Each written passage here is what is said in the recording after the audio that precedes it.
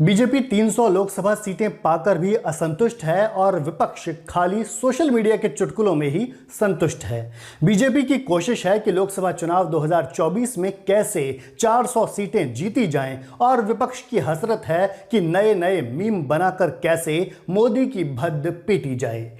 BJP का प्रयास है कि कैसे एनडीए का जनाधार बढ़ाया जाए और विपक्षी दलों का प्रयास है कि किसी न किसी बहाने नरेंद्र मोदी का मजाक उड़ाया जाए।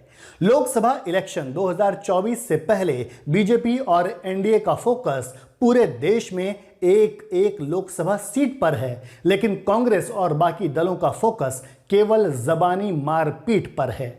छोटे बड़े दलों और नेताओं को संगठन में शामिल करने में लगी बीजेपी का पूरा ध्यान ज्यादा से ज्यादा लोकसभा सीटें जीतने पर है, लेकिन इंडी गठबंधन के नेताओं का ध्यान मोदी और बाकी बीजेपी नेताओं को कीचड़ में घसीटने पर है। विपक्ष के नेताओं ने बार बार यह साबित किया है कि उन्हें चुनावी जीत को सेलिब्रेट करने से ज्यादा मजा तब आता है जब वो नरेंद्र मोदी को बेइज्जत करने वाली कोई बात कहते हैं और उन्हीं के जैसे चार लोग उस पर ताली बजाते हैं। चुनावी युद्ध की हर शाम को जब बीजेपी के नेता बैठते हैं तो वो इस बात पर चर्चा करते हैं कि उस दिन किस राज्य में कौन सी पार्टी का कौन सा नेता बीजेपी में शामिल हुआ, जबकि विपक्ष के नेता इस बात पर चर्चा करते हैं कि उस दिन इंडी गठबंधन के किस नेता ने नरेंद्र मोदी को कौन सी गाली दी। कोई नरेंद्र मोदी के पिता का अपमान करके उन्हें जलील करता है तो कोई उनकी मां का नाम लेकर, कोई उनकी पत्नी का नाम लेकर उन्हें बदनाम करना चाहता है तो कोई ये पूछकर कि क्या उनका कोई परिवार है, उनका परिवार क्यों नहीं है। कोई नरेंद्र मोदी की बोटी बोटी काटना चाहता है तो कोई उन्हें डंडे से पिटवाना चाहता है। कोई मोदी को पनौती बताता है तो कोई उनकी तुलना गधे से कर देता है। कोई मोदी की तुलना जहरीले सांप से करता है तो कोई उन्हें गंदी नाली का कीड़ा बता देता है। 2014 से पहले जब सोशल मीडिया नया नया आया था तो नरेंद्र मोदी ने चुनाव प्रचार के लिए उसका भरपूर फायदा उठाया। तब सोशल मीडिया पर मीम कल्चर इतना हावी नहीं था जितना अब है, लेकिन जब से विपक्षी दलों ने सोशल मीडिया पर अपनी सक्रियता भयानक तरीके से बढ़ाई है तो उनका ज्यादातर फोकस मोदी से जुड़े मीम बनाने पर है। विपक्षी दलों को लगता है कि देश में सरकार बनाना मीम बनाना जितना ही आसान काम है।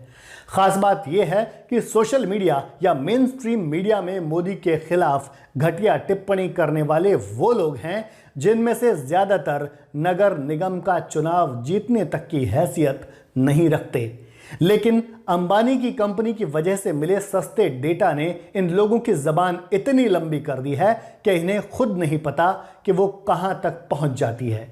इन लोगों को खुद तो चुनाव लड़ना नहीं होता, मगर ये कांग्रेस और अन्य विपक्षी दलों के उन नेताओं के लिए भी मुश्किल खड़ी कर देते हैं जो चुनाव लड़ या जीत सकते हैं।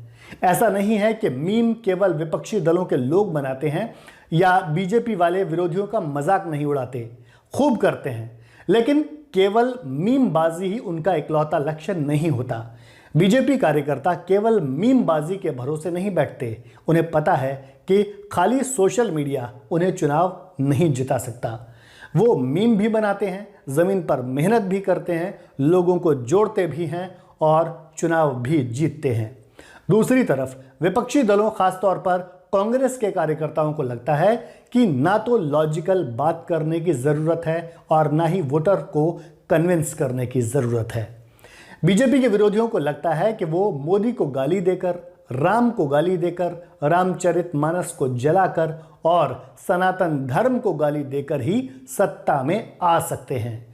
उन्हें लगता है कि मोदी के नाम पर चार जोक बनाकर और उस जोक पर अपने चार चापलूसों की ताली बजवाकर ही वो सरकार बना लेंगे, लेकिन उनकी असलियत तब सामने आती है जब उन्हें 400 में से सीटें 40 के आसपास ही मिल पाती हैं। गंभीर सवाल है कि विपक्ष को ऐसा लगता क्यों है? क्या उनके वोटर ऐसे ही लोग हैं जिन्हें मोदी के खिलाफ दी गई गाली सुनना ही अच्छा लगता है? क्या उनके वोटर ऐसे ही हैं जो मोदी के खिलाफ बने जोक सुनकर ही वोट देते हैं?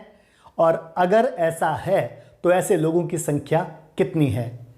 जब ऐसे लोग इतनी संख्या में हैं ही नहीं कि वो सरकार बनवा सकें तो केवल उनकी खुशी के लिए ऐसी बेवकूफ़ी वाली बातें और हरकतें करने की ज़रूरत आखिर है ही क्यों।